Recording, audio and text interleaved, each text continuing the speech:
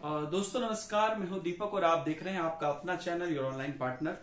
आज मैं दो मुद्दों पर बात करने के लिए आया हूं। एक तो एनआईएस डीएलएड से जिनका एनसी लगा हुआ है, उन्होंने बहुत सारे बच्चों ने पूछा है कि सर इसका जो 12th हमारा इम्प्रूवमेंट का हमने अपडेट किया है, ऑलरेडी अपडेट कर दिया है, तो क्या वो जो पहले से अपडेट किया है वो फिर से अपडेट करना पड़ेगा, जो इम्प्रूवमेंट सर्टिफिकेट है उसके बारे में और उससे रिलेटेड बारे में भी बात करेंगे। और बहुत लोगों ने करेक्शंस के लिए कुछ दिन पहले, जैसे कि बिहार से कुछ बच्चों ने बोला था कि करेक्शंस के लिए आया था और हमने करेक्शंस के लिए अपना ओरिजिनल सर्टिफिकेट जमा कर दिया है, तो उसका क्या स्टेटस है। तो इन दोनों ही मुद्दों पर जानकारी लेकर मैं आपके बीच में आया हूं।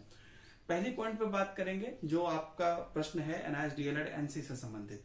तो एनसी से संबंधित मैंने काफी सारे वीडियोस बनाए हैं और पिछले कुछ 2-3 दिनों से मैंने आपको नहीं बता पाया था, हेल्थ मेरी ठीक नहीं थी, लेकिन अब ठीक है। और कल भी मैंने आपको एक वीडियो बना के बताया था।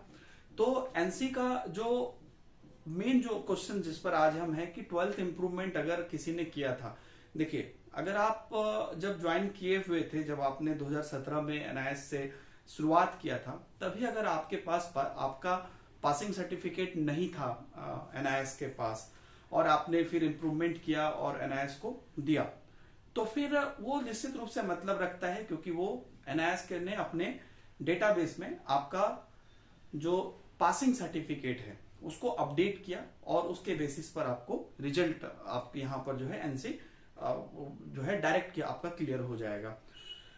लेकिन अगर मान लीजिए आपका एक बच्चे जैसे ने कल कमेंट किया था, आप कमेंट में देख सकते हैं कि 43% से हमने 49% पर गए थे, 50 प्लस नहीं हो पाए थे, उस केसेस में क्या होगा। तो ये तो आपको क्लियर ही बोल दिया गया है कि क्योंकि ये पासिंग पर ही खेला है अब, तो आपका 43 से 49 का भी जो सर्टिफिकेट आपने दिया था, तो अब उसकी भी कोई जरूरत नहीं रह गई। जो आपका पहले सर्टिफिकेट था उसी के बेसिस पर अब आपका जो है एनसी क्लियर हो जाएगा। तो क्या आपका अपडेट हो गया तो भी कोई फर्क नहीं पड़ता है, नहीं हुआ तो भी कोई फर्क नहीं पड़ता है। तो वैसे बच्चे जिनका कि ऑलरेडी पासिंग सर्टिफिकेट था, तो तभी का तो सिचुएशन ही अलग था। तो आपने इंप्रूवमेंट किया उनके नियम के कारण से, तो इंप्रूवमेंट के बाद कई लोगों ने सर्टिफिकेट भेजा। ये एक नई बात मैंने कभी वीडियो में नहीं बोली है, क्योंकि कई लोगों ने रिक्वेस्ट किया था कि सर हमने सर्टिफिकेट अपडेट कर दिया है। तो अपडेट आपने कर दिया है तो अच्छी बात है, और नहीं भी किया है तो भी अच्छी बात है। नहीं किया है, पहले से ही पास थे, तो भी कोई जरूरत नहीं है अपडेट करने की आपको, ठीक है। और यहाँ पर मुझे नहीं लगता है कि एनआईएस को फिर से आपसे मांगना भी चाहिए, क्योंकि उनको पास चाहिए और आपका पासिंग सर्टिफिकेट उनके पास है ऑलरेडी, तो वो आपको ऑटोमेटिक एनसी क्लियर कर देंगे। और अगर आपका पासिंग सर्टिफिकेट उनके पास नहीं था और फिर आपने इंप्रूवमेंट करके अपडेट किया है, तो ये एक मीनिंगफुल बात है, जिसके वजह से कि आपका एनसी क्लियर होगा, ठीक है। और कब क्लियर होगा, तो मुझे जो लगता है कि ये 2 फेज में क्लियर होगा। पहला तो वो जिनका कि ऑलरेडी सारा डेटा उनके पास अब नए नियम के हिसाब से ठीक है, मतलब जिनका कि आप में से बहुत सारे बच्चे इसमें आ जाएंगे, जैसे कि जिनका कि ऑलरेडी 43% था या पासिंग थे और इम्प्रूवमेंट करा लिया, मार्कशीट नहीं भेजा है या भेज दिया कुछ भी, लेकिन पासिंग थे और ये पासिंग डेटा एनआईएस के रिकॉर्ड में है, तो उनका मेरे हिसाब से ऑटोमेटिक एनसी क्लियर होगा। उनको कोई चीजें जमा करने की जरूरत नहीं पड़ेगी।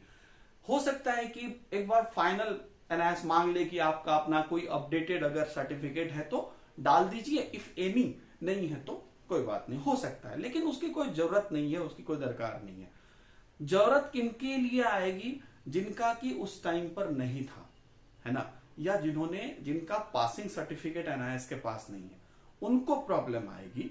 और प्रॉब्लम क्या आएगी, उनके लिए एनआईएस मांगेगा और फिर उनको अपडेट करना पड़ेगा। बाकी का कोई दिक्कत नहीं, उनका डायरेक्ट हो जाएगा, जब भी होगा डायरेक्ट हो जाएगा। अभी 3-4 दिनों से स्वतंत्रता दिवस को लेकर और रक्षाबंधन को लेकर हर चीजें बंद थी, और एनआईएस का काम इतना भी ये नहीं आप सोचिए कि आप सीबीएसई की तरह है, जो कहना क्लियर बात कि एक दिन में एकदम आपका आ गया, कल से ये वो। अच्छा, एक और चीज है, कल एक बच्चे ने किया था कि सर एनआईएस का वेबसाइट लो चल रहा है, कुछ अपडेट हो रहा है क्या।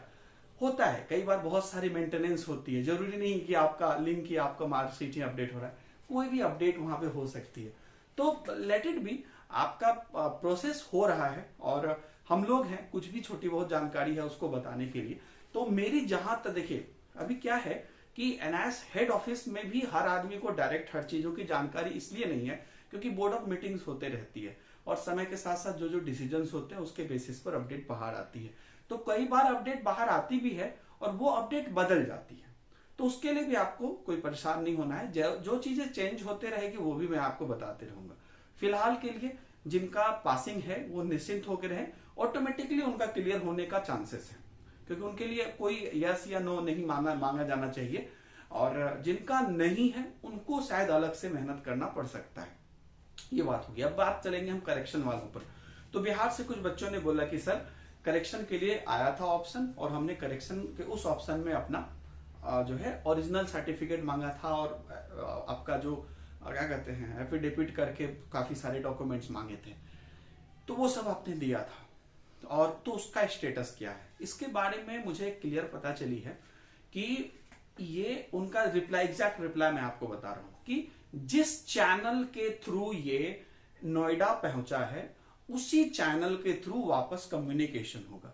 अगर मैं भी चाहूं कि मैं किसी पर्टिकुलर स्टूडेंट का पता कर लूं तो मुझे उसी चैनल के थ्रू पता करना पड़ेगा। चैनल में 3 लोग होते हैं, पहला आपका स्टडी सेंटर, दूसरा नोडल सेंटर, तीसरा आपका नोएडा वाला। तो ये चैनल तो आपको पता है कि ये जो आपने करेक्शंस के लिए भेजा है तो मेनली आपने अपने रीजनल सेंटर नोडल सेंटर पर भेजा है, जो बीच वाला चैनल है, जो आपका जैसे कि पटना है या यूपी का आपका लखनऊ होगा, देहरादून होगा, ऐसे तो आपने वहां पे भेजा है। तो वहां पे कम्युनिकेट किया जाएगा नोएडा से, और ये जितने भी चीजें आई है तो उनका ये कहना है कि करेक्शन सुधारना बहुत महीन काम होता है। नया अपडेट करना किसी भी चीज में, कोई चीज नया भरना जल्दी होता है, किसी चीज में नया सुधारना बहुत महत्वपूर्ण काम होता है क्योंकि वो कई जगह अपडेट करना होता है, तो इसमें अच्छा खासा समय लग सकता है। और इस रिप्लाई में तो आप लोग भी मेरे से पूछिएगा इस वीडियो के बाद कि अच्छा खासा मतलब कितना समय, कोई डेट बताइए, क्योंकि हम सब लोग सरकार से और सबसे यही बात पूछते हैं। तो रिप्लाई में इसका एग्जैक्ट कोई भी डेट नहीं है कि किसका किस डेट तक हो जाएगा, बस यही बोला गया है कि हम जल्द से जल्द कोशिश कर रहे हैं, लेकिन इसमें काफी समय लगता है, काफी मैन पावर लगता है और उसी चैनल से वापस कर दिया जाएगा। तो हमने ये भी रिक्वेस्ट किया कि सर ऐसा कोई लिंक होना चाहिए जिसमें कि हमको ये ट्रैक होते रहे कि हमारा अभी किस स्टेटस में है। तो बोला इतना कुछ नहीं हो सकता है और ये सब कोई ऐसा हर टाइम होने वाली चीजें नहीं है कि जिसके लिए हम सॉफ्टवेयर डेवलप करें। ये एक तरह से उनका भी अपना कहना है कि मतलब ये वन टाइम चीजें होती है, कुछ नई बात आती है तो उसके लिए हम अलग से सॉफ्टवेयर डेवलप नहीं कर सकते हैं, उसके लिए काफी खर्च भी होता है।